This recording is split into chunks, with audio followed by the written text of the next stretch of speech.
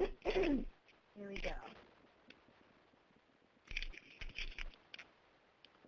Welcome to the pre-application information session for the fiscal year 2019 Consolidated Grant Program to address children and youth experiencing domestic and sexual assault and engage men and boys as allies.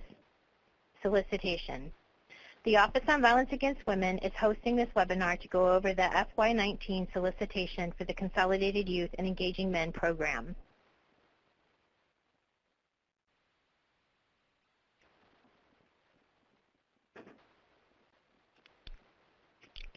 My name is Kelly Green, and I am the program specialist assigned to the Consolidated Youth and Engaging Men program. The purpose of the pre-application information session is to highlight a few key points in the solicitation. However, it is not the intent, nor is there sufficient time to go over every aspect of the solicitation. All applicants are responsible for reading the FY19 solicitation and the OVW Solicitation Companion Guide and ensuring that a complete application is submitted. OVW staff cannot comment on the quality of an applicant's proposed project or provide any information outside of what is included in the solicitation. However, program staff will be available to respond to questions about the application requirements throughout the period that the solicitation is open.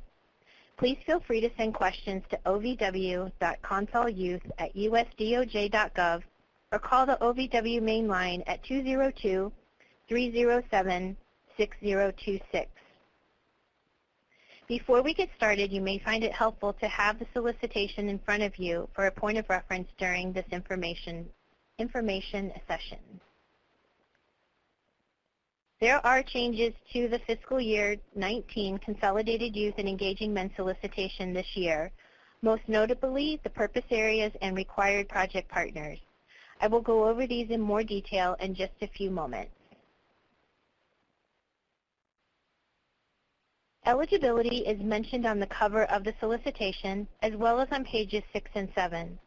Eligible applicants are nonprofits, non-governmental entities, Indian tribes, tribal nonprofit organizations, units of local government, and agencies of a unit of a local government.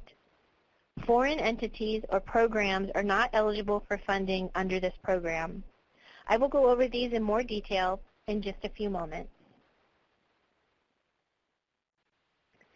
Applications are due by 11:59 p.m. Eastern Time on Wednesday, March 6, 2019. OVW will not accept late submissions except under limited circumstances as described on page 21 of the solicitation. In addition to the application due date, there are other important deadlines that affect your ability to submit an application.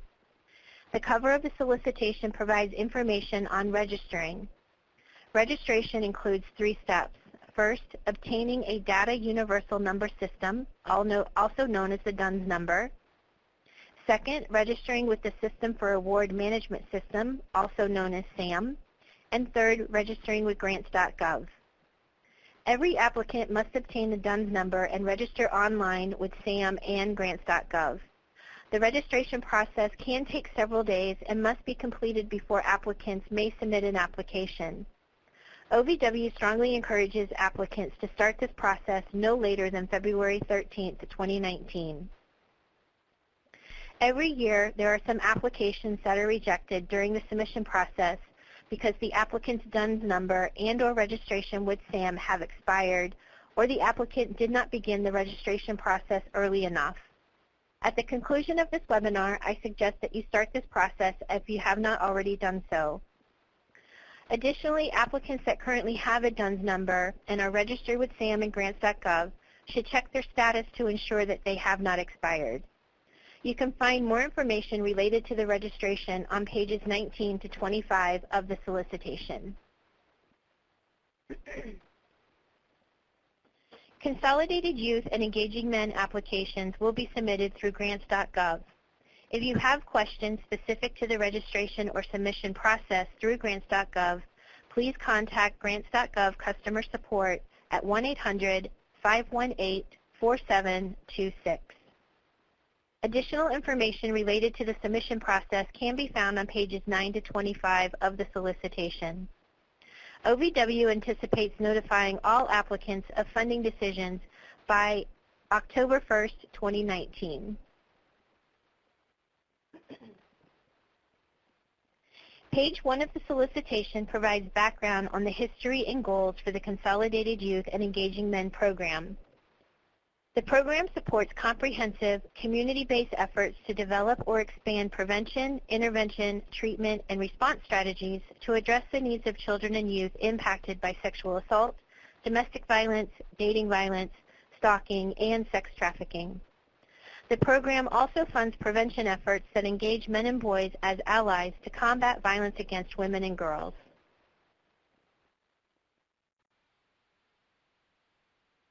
The purpose areas for the Consolidated Youth and Engaging Men program have changed for fiscal year 19.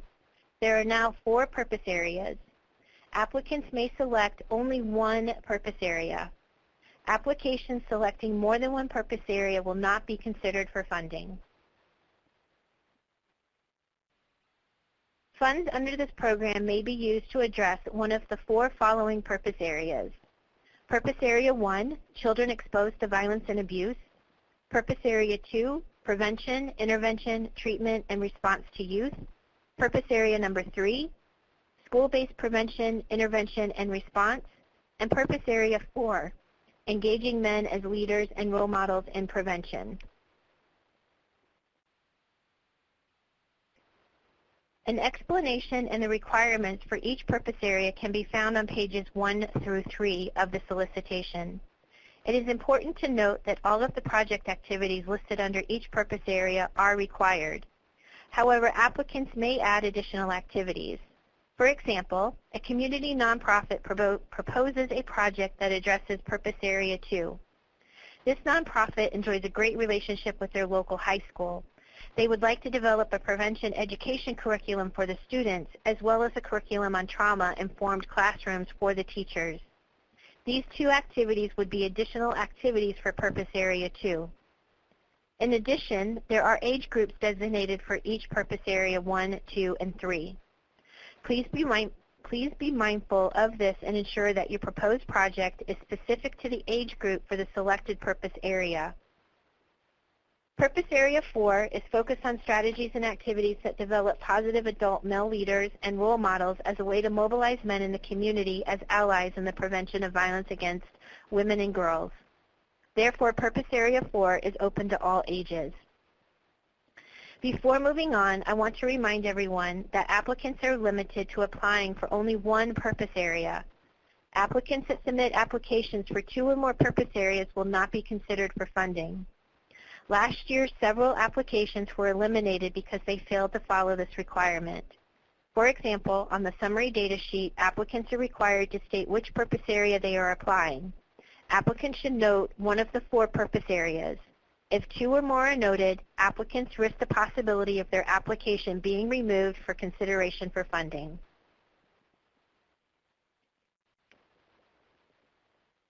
Information regarding the 2 OVW priority areas for the Consolidated Youth and Engaging Men program can be found on page 3 of the solicitation. The priority areas are increase efforts to combat stalking and/or cyberstalking, and increase the capacity of girls to be leaders and influencers in combating violence against women and girls. Applications proposing projects to address these priority areas will be given special consideration during the recommendation process. Please note that applicants do not have to address these priority areas. It is optional. However, if you do choose to include one or both of the priority areas in your project, please be certain that you have reviewed the requirements for each and that your project narrative and budget include activities and strategies to address the specific priority area adequately. In addition, only applicants proposing projects to address Purpose Area 1, 2, or 3 are eligible to include an OVW priority area in their application.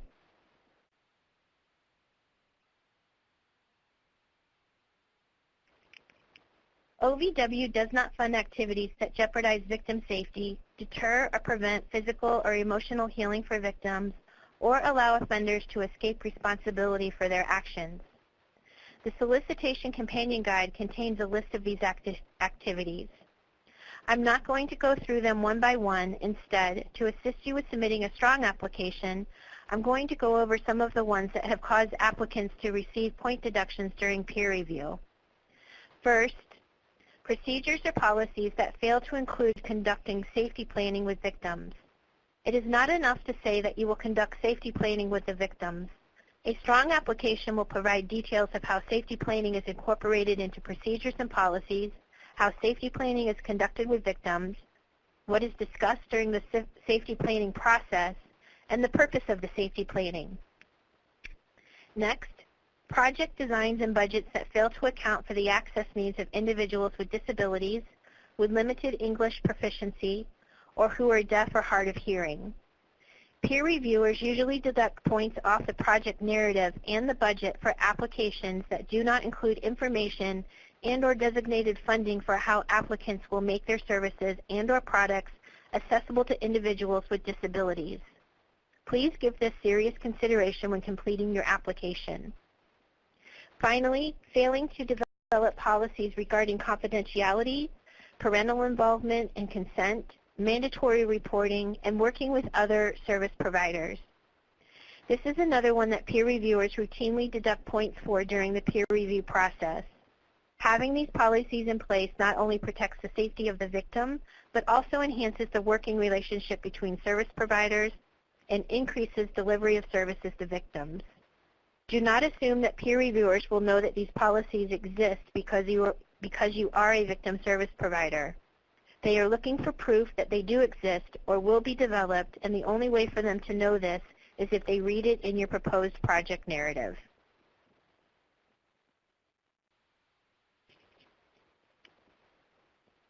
OVW and the Consolidated Youth and Engaging Men Program have specific out-of-scope activities that cannot be supported with grant funds. To assist with submitting a strong application, I'm going to go over some of the ones that have caused past applicants to receive point deductions during the peer review process. Please review the full list of out-of-scope activities on page 4 of the solicitation prior to writing your application to ensure you do not include any of the listed activities in your project. I want to call your attention to number 6, sexual harassment. Grant funds may not be used to develop training, products, or policies on sexual harassment. While sexual harassment can be a traumatic experience, it is not one of the crimes listed in the Violence Against Women Act that OVW is able to address with grant funds. Please refrain from including activities and/or strategies that address sexual harassment in your project narrative to avoid possible point deductions. Next, I want to call your attention to number 7, bullying and hazing. Grant funds may not be used to develop training, products, or policies on bullying or hazing. OVW recognizes that children and youth experience both bullying and hazing.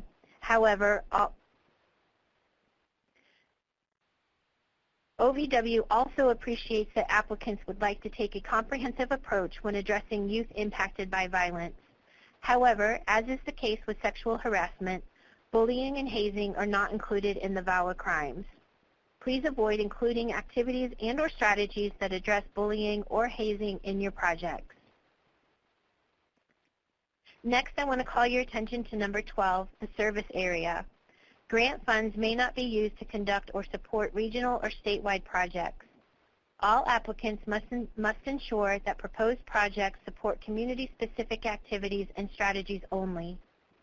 In the past, there have been applications removed for further review because the proposed project was a statewide initiative. To avoid having this happen to your application, please ensure that your project is focused to a specific community. To wrap up this section, as I've said in previous sections, I strongly urge you to review carefully the information in the solicitation. I have seen applications miss the funding cutoff score by just 1 point because one of these activities was included in the application.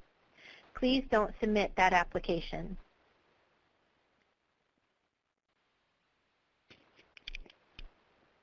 The grant award period is for 36 months, tentatively beginning on October 1st, 2019 and ending on September 30th, 2022. Applicants should submit applications with project activities and budgets that reflect this period. Applicants applying for Purpose Area 1, 2, or 3 may request up to $500,000. Applicants applying for Purpose Area 4 may request up to $350,000.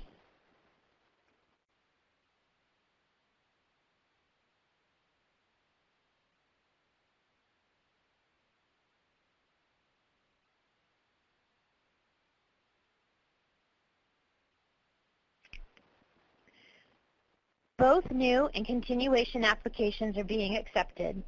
New applications are those that have never received funding under the Consolidated Youth and Engaging Men Program or whose funding expired more than 12 months ago. Continuation applications are those that have an existing Consolidated Youth and Engaging Men grant or whose grant has closed within the last 12 months. Grantees that were awarded a Consolidated Youth and Engaging Men grant in fiscal years 2017 and 2018 are not eligible to apply for funding in fiscal year 2019.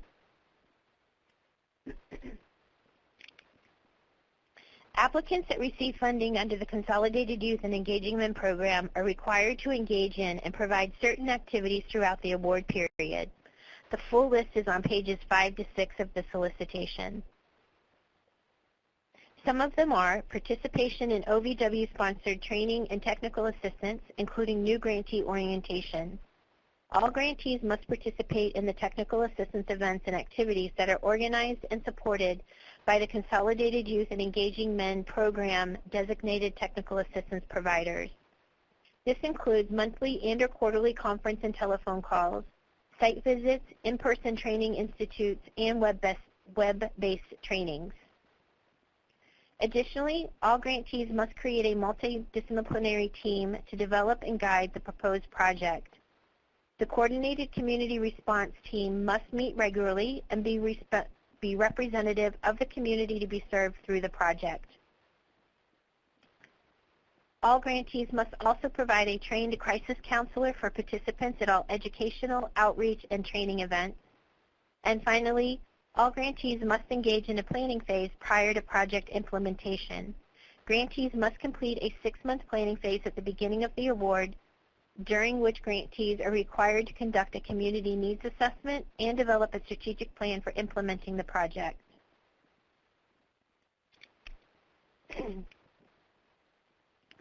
Please review the information on pages 6 and 7 of the solicitation, as there have been changes to this section from last year's solicitation. Applications that are submitted by ineligible entities or that do not meet the program requirements will be eliminated from the review process. There are 6 types of entities that may submit an application for Purpose Areas 1, 2, and 3. The first 3 are nonprofits, non-governmental entities, and tribal organizations. These entities must meet one of the 3 listed requirements on pages 6 and 7 in order to be eligible as the lead applicant. They are: they must develop or provide programming or services for children and youth, or provide direct services to children and youth who have been victims of and or exposed to sexual assault, domestic violence, dating violence, stalking, or sex trafficking, or they must serve adult victims of the crimes I just listed, and also have a designated program within their organization that provides direct services to children and youth who are victims of and or exposed to the crimes listed. The last 3 types of entity application are Indian tribes, a unit of local government, or an agency of a unit of local government. Some examples of this type of entity are a city or county health department, a prosecutor's office and or victim witness program within a prosecutor's office, and the Department of Parks and Recreation or the Department of Children and Families within the city or county government. Eligible entities for Purpose Area 4 are the same as the other purpose areas. However, the expertise of the nonprofit, non-governmental entity, or tribal organization is different. For Purpose Area 4, these entities must have experience in creating public education or awareness campaigns, or experience in developing or providing mentorship programs for men. Please note that for this requirement, it is not necessary that the experience be specific to the VAWA crimes. It is specific to the development of men and boys as positive role models and community leaders.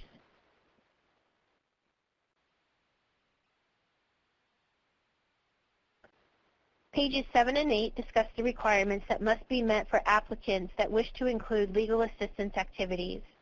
I'm not going to go over this section in detail, as you can refer to the solicitation to determine what is necessary to meet the requirements if you choose to incorporate this service into your project.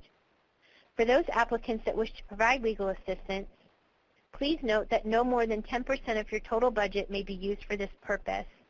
In addition, you must certify in writing that you meet or will meet certain requirements if funded. Next, I'm going to discuss the required partnerships. This requirement has changed from last year, so it is important for you to read the information provided on pages 8 and 9.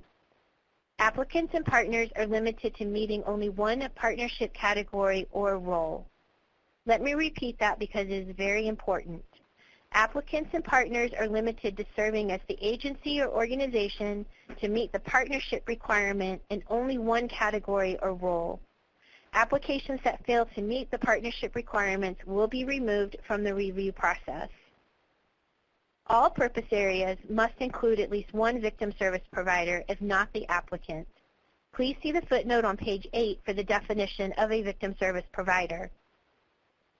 Purpose Area 1 must have a partner that is a community-based organization that develops or provides programming or services to children, if not the applicant.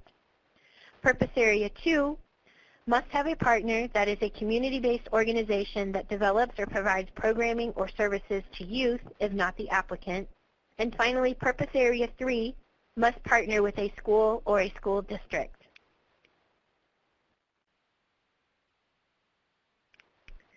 Before moving to the next slide, I want to go a little deeper into the partnerships. First, one of the requirements of the Consolidated Youth and Engaging Men program is the development of a coordinated community response. Because of this, applicants are encouraged to have more than the required partnerships. There is a list on page 9 of recommended partners to consider. Second, other than the victim service provider, it is not a Second, other than the victim service provider, it is not a requirement of this program that the partners have experience or expertise in working with children and youth who have been victims of the VAWA crimes.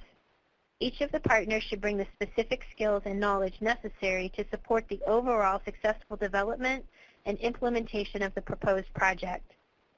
When determining who to partner with, you should take into consideration any identified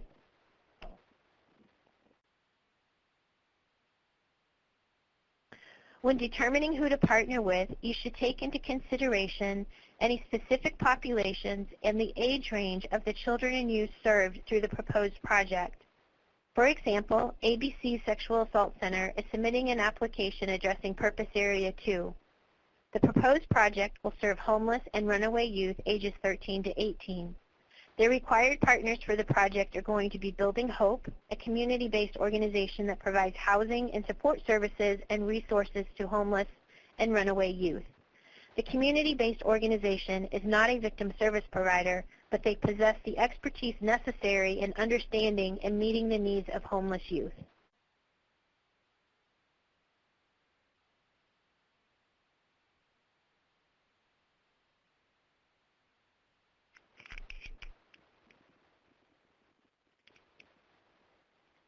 Please refer to the solicitation beginning on page 9 for specific information related to the content and form of application submission. All applications must include the following 3 components: a project narrative, a budget and budget narrative, and a memorandum of understanding. Applications that do not include these 3 components will be considered substantially incomplete and will not be considered for funding. Every application must include a summary data sheet. This document is scored during the review process and should be no more than 4 pages. The best way to avoid having points deducted is to answer each of the 16 questions in the order that they are listed in the solicitation. Some applicants in the past have cut and pasted the questions into a new document and provided a response below each question. Other applicants have numbered the information being provided so that it is clear that they are responding to a specific question. A note of caution, although questions 5 and 6 refer to a table in the appendixes that is provided A note of caution, although questions 5 and 6 refer you to a table that is provided in the appendix of the solicitation, the tables that you will recreate, if you have information that must be reported for these 2 questions, must be within the 4 pages of the data summary sheet. They cannot be in addition to the 4 pages or submitted as Appendix D or Appendix E. Please read these 2 questions carefully. Question 5 is specifically asking for current or recent OVW grants and/or cooperative agreements. And question 6 is asking for other federal grants from which the applicant is currently receiving funding or has applied for funding in fiscal year 19 to do similar work to this program. Please do not list every federal grant that you currently have or applied unless it is similar work to the Consolidated Youth and Engaging Men Grant Program. The next section is the project narrative, and it is worth 60 points. The project narrative consists of 3 sections: the purpose of the application, what will be done, and who will implement. All combined, the project narrative is worth a total of 60 points and is the bulk of the application. This is where applicants provide detailed information related to the proposed project. Before I get into each section of the project narrative, it is important to discuss the page limit. It is imperative that you are mindful of the formatting and the number of allowable pages. Please see page 10 for specifics. Peer reviewers are instructed to stop reading and scoring this section at the page number cutoff. You do not want to lose valuable points due to going over the page limit. With that said, the project narrative should be no more than 20 pages. Purpose of the application is worth 15 points. This section describes the need for the project and helps reviewers understand your specific community needs. Common mistakes include providing too much information that is not relevant to the proposed project, or not enough information to be responsive to what is being asked. Follow the guidance on page 12 of the solicitation to ensure you are providing the required information. Also keep in mind that this section counts towards the page limit. You want to be sure that you're being responsive to the questions in this section, while at the same time ensuring you have enough pages remaining to provide detailed information on the proposed project. I've seen applications where the applicant used more pages to describe the need for the project than the number of pages to describe the project activities to address the problem. Strong applications find the balance between justifying the need and providing detailed information on how the need will be addressed. The next section is what will be done, and it is worth 30 points. This is the section where you will describe what you are going to do with the grant funds. You should provide detailed information that clearly describes the activities and strategies to support your proposed project. The goals and objectives should be clear and detailed so that reviewers understand how the proposed activities will meet the needs identified in the program requirements listed. For example, there is a difference between stating, "We will conduct training for teachers," and "We will conduct annual training for all teachers on how to identify and refer students who have been victims of teen dating violence." Additionally, it is important to note that there are different requirements for the different purpose areas, so please be sure to follow the guidance provided on pages 12 to 13 of the solicitation to ensure you are being responsive to what is being asked. Some common mistakes to avoid in this section are not providing a description of products to be developed or purchased with grant funds. If products such as brochures, videos, billboards, or curriculums are mentioned in this section, there should be a line item for them included in the budget and vice versa. Another is not describing how products and or services will be made accessible to individuals with disabilities, individuals who are deaf or hard of hearing, and persons with limited English proficiency. Another is not describing how products or services will be tailored to meet the needs of a specific population to be served. And finally, not including activities and strategies that will be developed and implemented to meet the OVW priority areas, if chosen, that the applicant will address and identify on the summary data sheet. The next section is the who will implement the project, and this section is worth 15 points. In this section, the applicant should identify whom the key individuals and organizations will be that are involved in the proposed project. This section must demonstrate that the individuals and organizations identified have the capacity to address the stated need and can successfully implement the proposed project activities. As a friendly reminder, this section is also part of the page limit. You will want to keep this section focused on who is involved in the major project activities and who is most responsible for ensuring the goals and objectives of the proposed project are met. Please refer to page 13 to ensure you include all of the required information for this section. Next is the budget detail worksheet and narrative, which is worth 15 points. During the peer review process, the peer review panels will be reviewing and scoring the budgets to ensure they meet the program requirements and do not include any unallowable activities or expenses. It is the applicant's responsibility to read this section thoroughly in order to submit a proper budget. Pages 13 through 15 provide detailed information on how to develop and submit your budget for your proposed project. All applicants, regardless of the purpose area, must include funds specifically for OVW mandated technical assistance and travel costs. The program has a dedicated team of technical assistance providers specifically for the purpose of providing comprehensive technical assistance to our grantees. All Consolidated Youth and Engaging Men grantees are required to attend and participate in these technical assistance events. Projects located in the contiguous U.S. must allocate $45,000, and projects located in the U.S. territories, Hawaii, or Alaska must allocate $50,000. This funding may not be used for other travel and/or training, and any remaining funds in this section will be returned to OVW at the end of the award period. Applicants should plan to send at least 4 individuals involved in their project to 3 OVW mandated technical assistance training events each year of the award for a total of 9 training events. In addition to the training events, grantees are required to send a minimum of 2 individuals to the one-time new grantee orientation. The budget should also include funds to ensure project activities and materials are accessible to individuals with disabilities. For example, videos could be closed captioned and translated into other languages.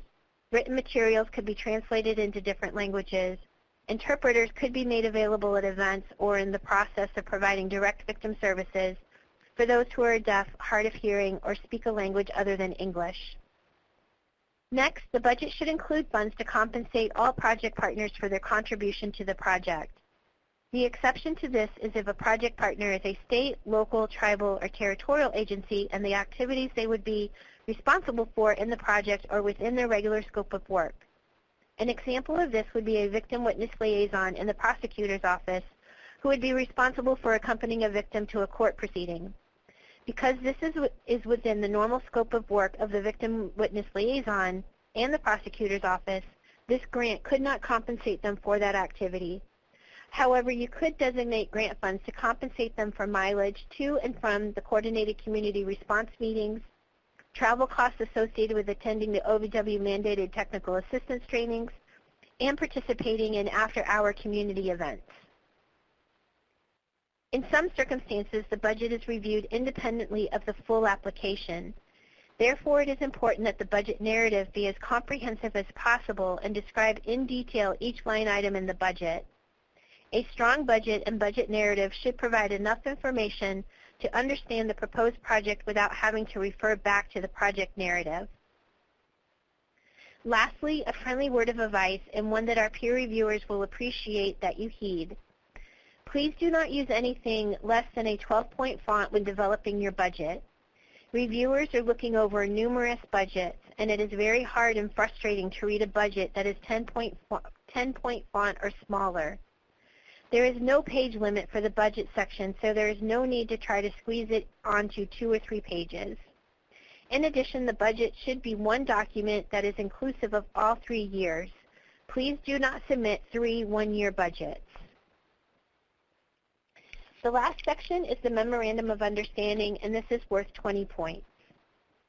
Page 15 provides detailed information on what is required to be included in the MOU. I encourage you to review this carefully when creating your MOU to ensure you are meeting all of the requirements. In the past, I have seen applications miss the cutoff score by a point because information was missing from the MOU.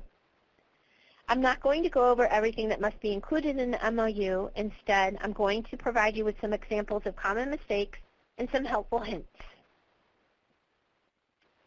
Common mistakes that result in point deductions or removal from review are submitting multiple MOUs. The MOU for this program should be one document. You may have multiple signature pages so long as all of the names and titles of everyone signing the MOU are included on each signature page. Another common mistake is not addressing each of the requirements in the MOU. There is no page limit for the MOU, so please take the time to address each of the requirements as necessary. Missing signatures, especially the signatures of the required partners, will result in the removal of the application for further review. Every person and/or organization listed in the MOU must sign the MOU. And finally, submitting an outdated or irrelevant MOU can cause point deductions. The MOU must be current and must be responsive to the solicitation requirements. And in most every circumstance, the MOU will be a new document that is drafted specifically to address the proposed project.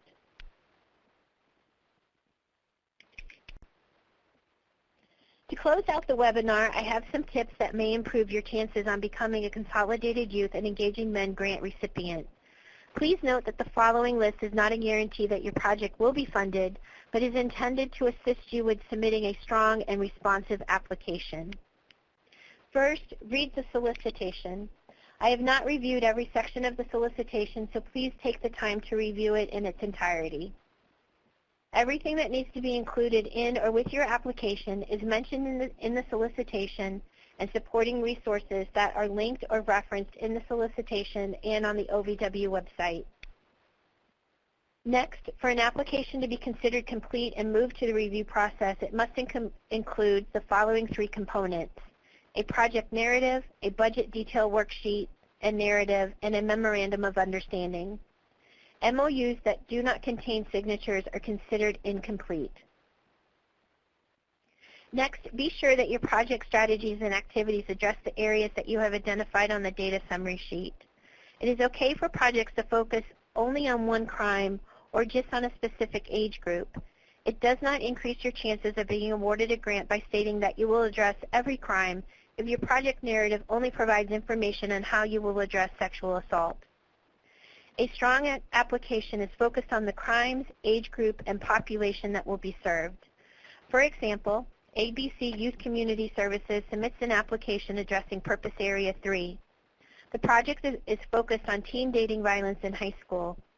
ABC Community Services would note on the data summary sheet that the project will serve youth ages 14 to 19, and that project activities will focus 85% on dating violence and 15% on sexual assault. Next, I encourage you to use the application checklist on pages 28 and 29 of the solicitation. This checklist will help ensure that all required documents are included in your application when you begin the submission process.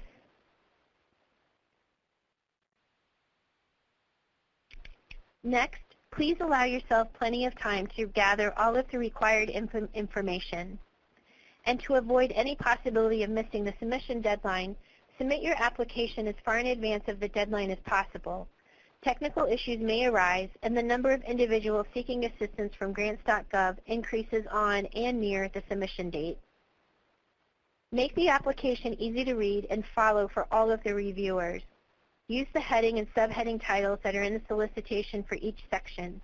Be sure the application and responses to the program requirements and expectations are complete and clearly written.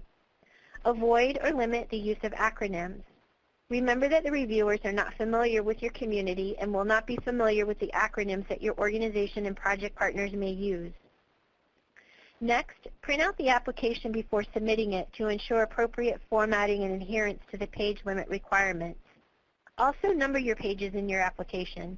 This will also help the reviewer track and ensure you are following the solicitation formatting and instructions.